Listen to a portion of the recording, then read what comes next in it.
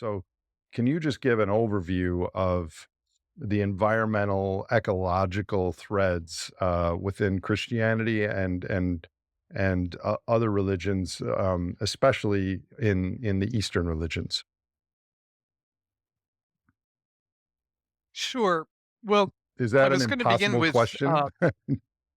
no, no, it actually follows from the first, because what we were trying to do at Harvard is exactly answer Nate's questions and our own. In other words, there was no field of religion and ecology 25 years ago. So we were trying to establish a field that would explore what these religions had to say on the environment.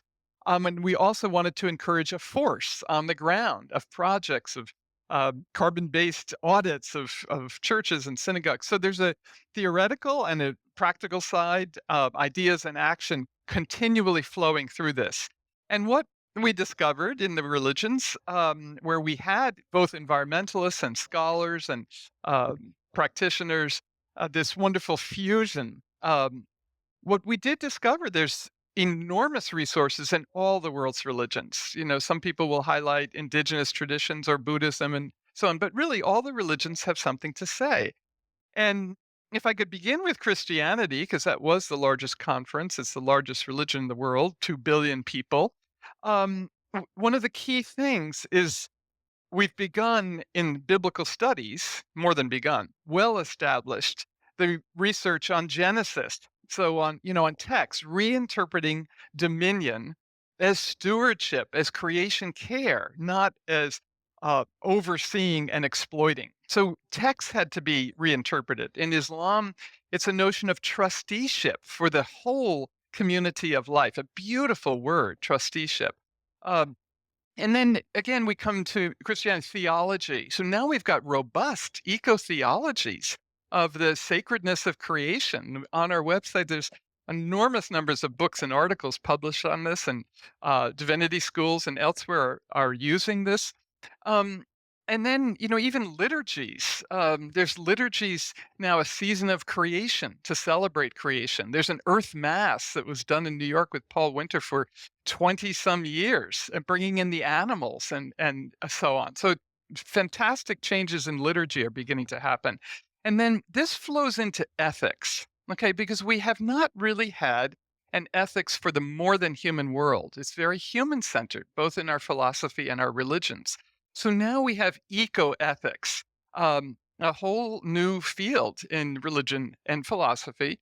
And that, one of the most important developments from that is that it's not just social ethics now, it's ethics for the environment. So it's moving towards eco justice that combines a sense of care for the earth and care for humans. So this new synthesis is hugely appealing to young people, environmental justice and eco justice. Whether they're religious or not? Oh, definitely. Definitely. Because environmental justice actually began with the Christian communities here in this country, in Warren County in North Carolina. And we've just had the EPA create a whole new section on environmental justice. But it was the religious communities in minority areas that pressed for this in the Cancer Alley in Louisiana and on, and water issues. But I want to say why these ideas are moving into practice very rapidly with these traditions, and that's the really hopeful sign. Um, so, in the institutional changes, you have these energy audits, you have measuring carbon footprints, and religions around the world have some of the largest institutional footprints of schools, of educational places, and certainly of places of worship and so on. So, as they change, that's going to be a major shift. As well, they have financial leverage. The divestment and investment in sustainable energies. Again, the religious communities are all over this. They started socially responsible investment because they wanted their pensions to be in responsible areas. So we have now $40 trillion in divestment from fossil fuels, for example. And a third of that is from the religious communities. It's quite astonishing and continues to be a powerful moral force. And finally, there's all kinds of restoration projects that religious communities are working on. Wangari Maathai, for example, who won the Nobel Peace Prize in Africa, was both a Christian and indigenous. And those roots contributed to her tree planting, the Green Belt movement in Kenya, which won a Nobel Prize. She was empowering women, she was reforesting, and so on. And of course, that has spread in so many communities. And, river cleanup is an easy thing to do, even in urban settings, and religious communities are doing that. And restoration projects, inner city issues of water, Flint, Michigan, Jackson, and so on. Religious communities are very involved on the ground in these kinds of issues. I'm going to get back to that, but I want to highlight something you said a few minutes ago. Again, Mary Evelyn, we are friends, but I know just the scratched surface of your topic, so forgive some naive questions. But while you were speaking, I just looked up on trusty Google here. Genesis 1:26. God blessed them, and God said to them, "Be fruitful and multiply, and fill the earth and subdue it, and have Yeah. dominion over the fish of the sea, and over the birds of the air, and over every living thing that moves upon the earth." Well, from an ecological systems perspective, I would say mission accomplished. We have done that. But what you're saying is now religious scholars are changing the perception of the text of the words of what was meant by subdue and dominion. And then Yeah. a related question is when these words were written by humans, all those centuries ago, the earth was not full ecologically. And so it was a different environmental time when those things were written. What do you think about all Mhm. that? Well, that's exactly to the point, and that's why I led with the Dominion passage, because everybody comes to that. So you're hitting the really hot spot. Um, and we have to remember, though, other religions don't even have a passage close to that. And when we get to the Asian religions, I'll illustrate that. Um, So this text is definitely being reinterpreted and widely reinterpreted.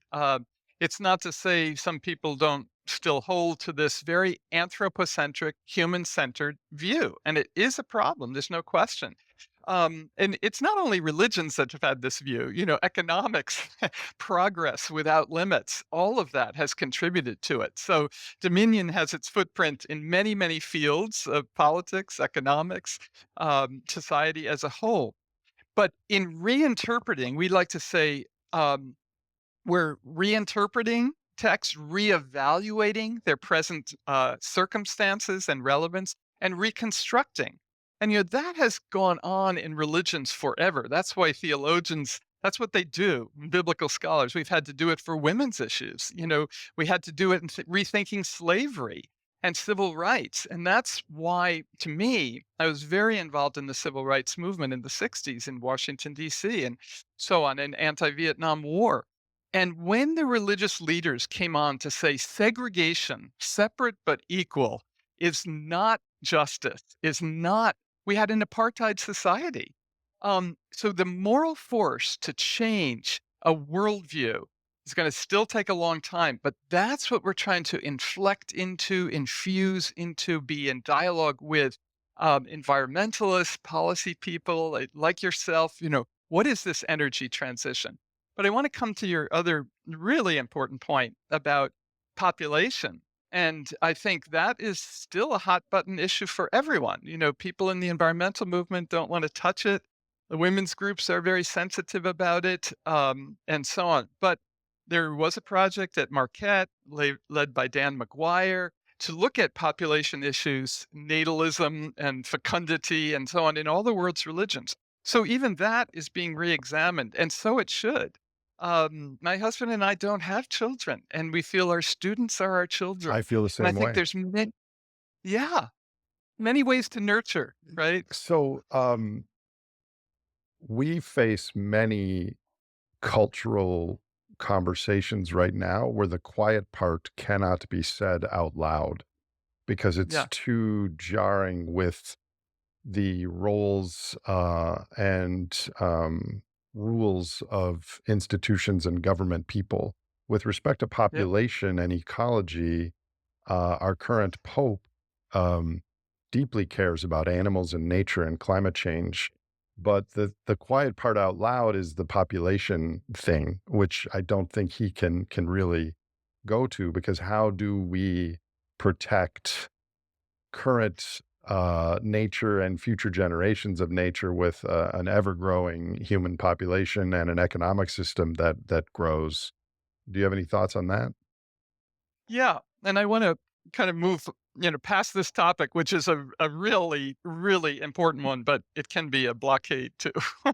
But I think the Pope has said, people it wasn't exactly a felicitous phrase, but people shouldn't just reproduce like rabbits. If you recall, he said that quite a few years ago. Um, I didn't know that, but go on. yeah, yeah, he did. So he understands this issue, and almost any most religious people that I know understand this to be exceedingly important. Again, I want to put it in the context though. Limits to growth got so much pushback.